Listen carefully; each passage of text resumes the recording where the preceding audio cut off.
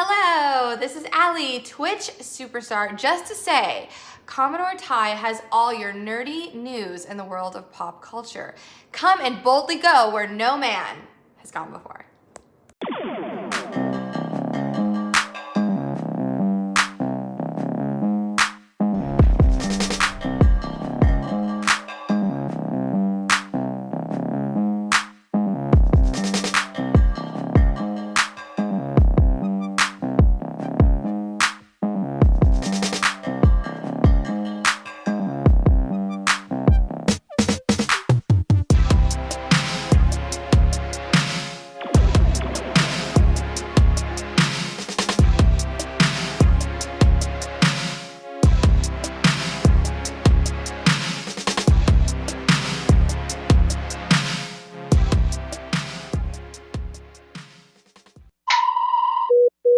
Incoming message from Commodore Ty.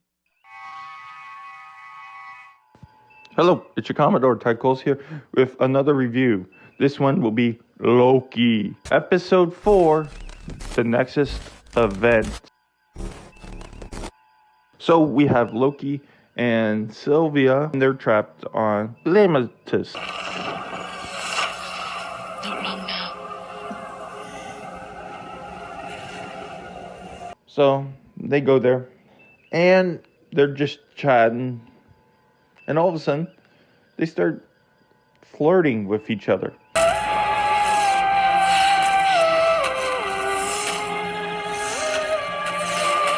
It kind of fits his character, being so self-absorbed.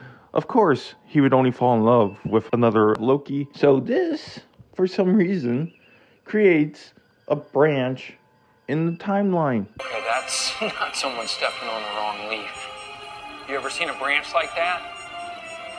No. How is them falling for each other creating a branch?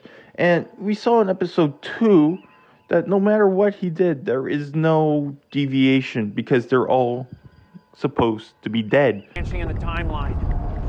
TVA would never even know we were here. If it were me, this is where I would hide. So even if they did do the nasty, how would that have affected the timeline? They would have all died.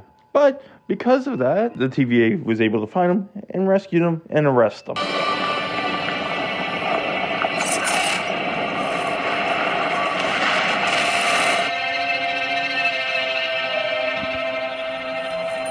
So Sylvie's arrested and Loki's arrested. And they are pissed, especially Mobius. He is pissed. Put him in. So he gives Loki a chance to talk. Loki doesn't want to, so he shoves him into a time loop where he's repeatedly kicked in the crotch by Lady Sheaf. You did this! What? I hope you know you deserve to be alone, and you always will be. All right. A bad memory prison? How quaint. People are like, oh, look at that. They're demasculating a man by having him kicked in the balls hundreds of times. As a man, I'm saying, yeah, that would be the most painful thing possible to send a man to. Reliving getting kicked in the crotch over and over and over again. Maybe they should have got him sent to where the Hulk goes smash. I will not be bullied by that.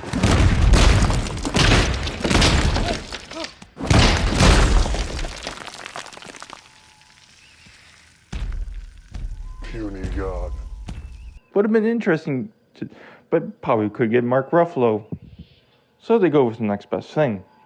Mobius, after tossing Loki into that ever-loving loop of getting kneed in the crotch, goes talks to the judge, Raycliffe, thinking, hey, there's something being hidden here, manages to steal her device. And we see the interview with Hunter C20. I lived down there. I went to that bar. I had friends. I had a whole life on the sacred timeline. Calm down, I'm variant. So are you. So is every single person in this place. And this is credence to what Loki's been trying to tell him. I'm not lying this time. I'm supposed to I'm believe not your lying. I'm terrorist telling you the truth. girlfriend. She's not my girlfriend. Whatever you want to call her. But you're your female self. You have some demented crush on. You're all variants. Everyone who works at the TVA. While that's happening with the Loki stuff and Mobius stuff, we got the main hunter, B-15. She takes Sylvia, and they go travel back to the apocalypse that they caught her in, and say, "What did you do to me?" Sylvie.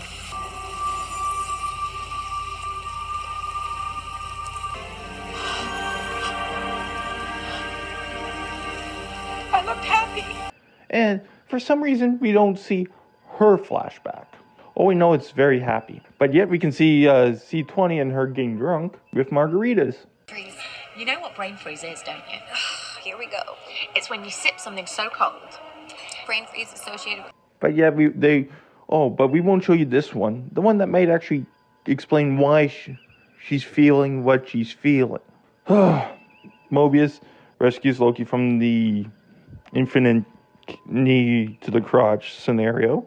But just as they were trying to escape, oh no, Raycliffe stops them with a bunch of the agents. And Mobius kind of breaks down and says what he truly wants. And that's to be where he was before all this TVA stuff happened. Nowhere to go. If I could go anywhere. Wherever it is I'm really from. And wherever I had a life before the TVA came along. Maybe I had a jet ski.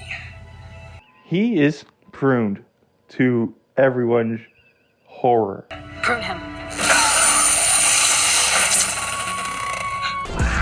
That hit everyone. Just watch any reaction. People were freaking the hell out. So she takes Loki and Lady Loki with her to see the Timekeeper, who we got a quick glimpse of at the beginning of the episode. Talking about the beginning of the episode, we learned why the TVA was after the female Loki from the very beginning. That they tried to arrest her when she was just a kid. But yet, didn't say anything about what event led to her being arrested. When she goes to ask Raycliffe about it, she's like, I forgot. So what was it?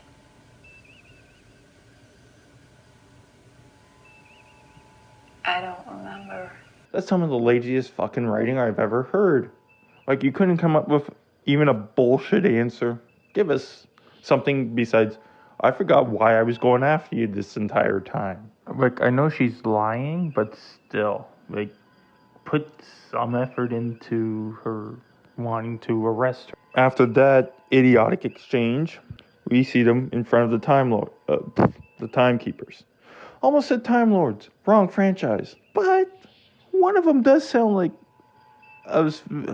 one of the villains you'd hear from Doctor Who.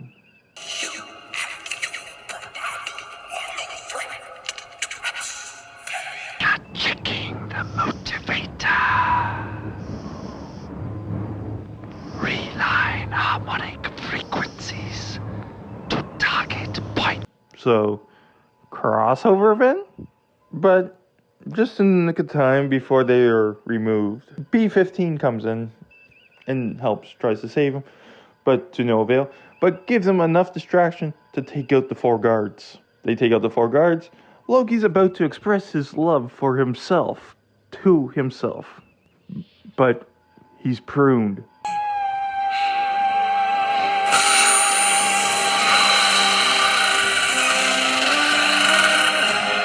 Sylvie is able to take control of the situation and demands to be told everything. No. You're gonna tell me everything. End of episode. So basically they killed the 2 best characters in this episode. There's a mid-credit scene this time. So I guess they have the mid-credit scenes for episodes 4, 5, and 6. So we see Loki is flat on his face yet again. And he's wondering what's happened to him. Am I dead? Not yet. But you will be unless you come with us.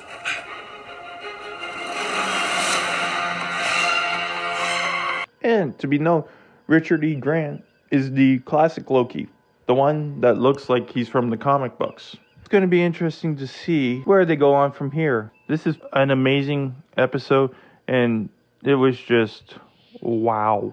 Wow. So overall, I feel like after the subpar episode 3 came back with a vengeance with episode 4. So for your Commodore Ty Coles, live long and prosper. Hailing frequencies closed.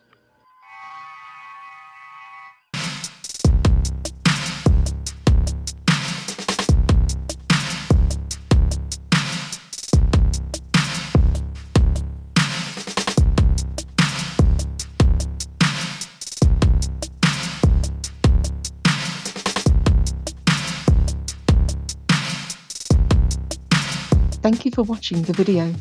Hit that like button, subscribe to the channel, watch one of my many other videos, and if you like what you see, you can support the channel by donating to my PayPal. So, for Commodore Ty, live long and prosper all, and for now, until next time, the hailing frequencies are closed.